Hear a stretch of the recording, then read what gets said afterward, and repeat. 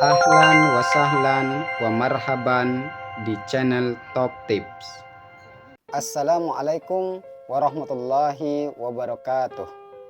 Sahabat Top Tip yang dirahmati Allah Subhanahu wa Ta'ala. Salah seorang yang sangat berperan dalam hal pembentukan kepribadian Imam Ahmad bin Hambal ialah sang bunda.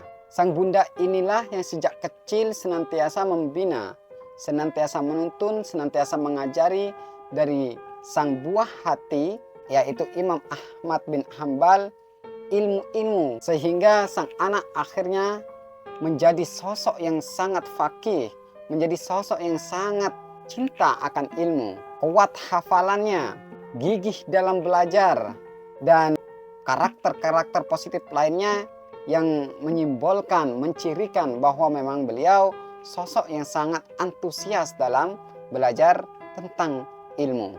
Pengorbanan dari sang bunda ini sangatlah luar biasa, sebab sejatinya sang bunda secara mandiri membina Imam Ahmad bin Hambal ini, sebab suaminya meninggal ketika beliau tengah menyusui sang buah hati. Banyak orang yang mencoba melamar bunda Imam Ahmad ini, namun meskipun beliau memiliki paras yang cantik, beliau masih muda, kedudukan yang dimuliakan, datang silih berganti orang-orang yang ingin mempersunting beliau, tetap beliau tolak.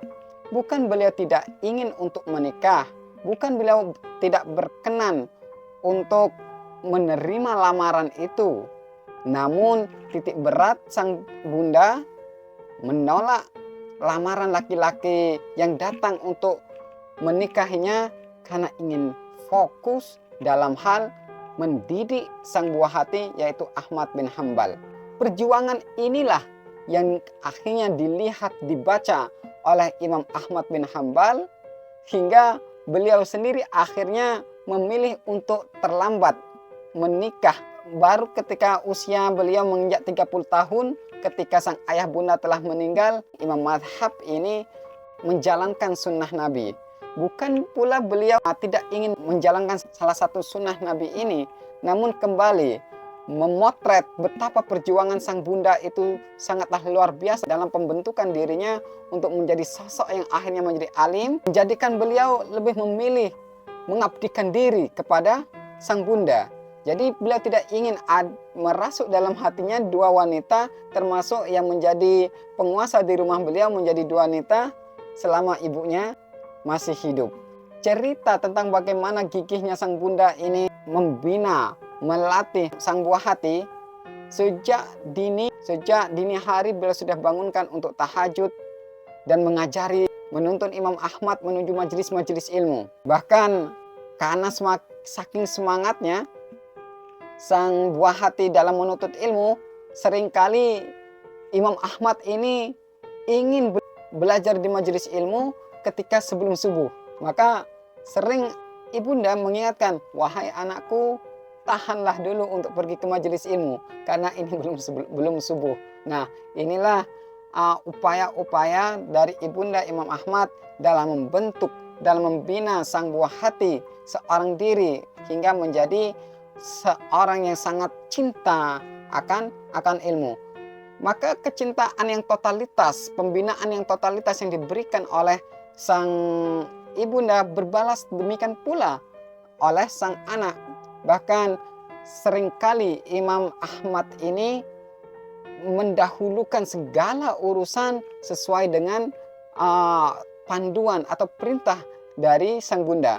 Pernah pada satu kesempatan datanglah seorang ulama dari luar daerahnya dan bermukim di tempat Imam Ahmad bin Hambal, dan posisi rumahnya itu berada di depan rumah Imam Ahmad bin Hambal. Nah, suatu kesempatan terjadi banjir dari sungai Tigris. Semua orang berlarian, termasuk syekhnya ini meminta Imam Ahmad guna naik sampan guna pergi supaya selamat dari bencana banjir yang ada. Maka Imam Ahmad bertutur, demi Allah, aku tidak akan mengikuti arahanmu karena saya belum dapat izin dari sang ibuku. Maka pergilah Imam Ahmad menuju sang ibunya, kemudian memeluk sang ibunya untuk meminta supaya tenang dirinya terhadap musibah yang tengah menimpa saat itu. Nah, demikian akrabnya, terpautnya kepribadian Imam Ahmad dengan sang bunda yang memang sedemikian rupa gigihnya dalam membina sang anak.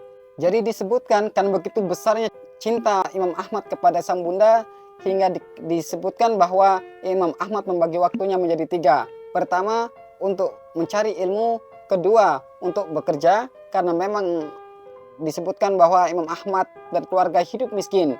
Sang ibu menjual semua perhiasannya guna demi sang buah hati untuk tekun belajar, untuk bisa belajar dimanapun dia kehendaki.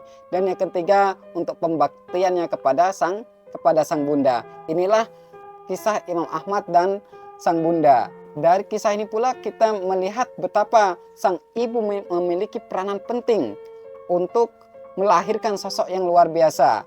Maka sahabat Top Tips sekalian, khususnya para ibu, mari kita pelajari, kita ambil hikmah dari apa yang telah diluangkan, apa yang telah dikorbankan oleh sang bunda, bahwa kelahiran generasi unggul itu tidak bisa dilepaskan dari sosok bunda yang membina anak tersebut dengan serius hingga akhirnya lahirlah generasi emas, generasi yang berilmu dan bertakwa kepada Allah Subhanahu wa Ta'ala.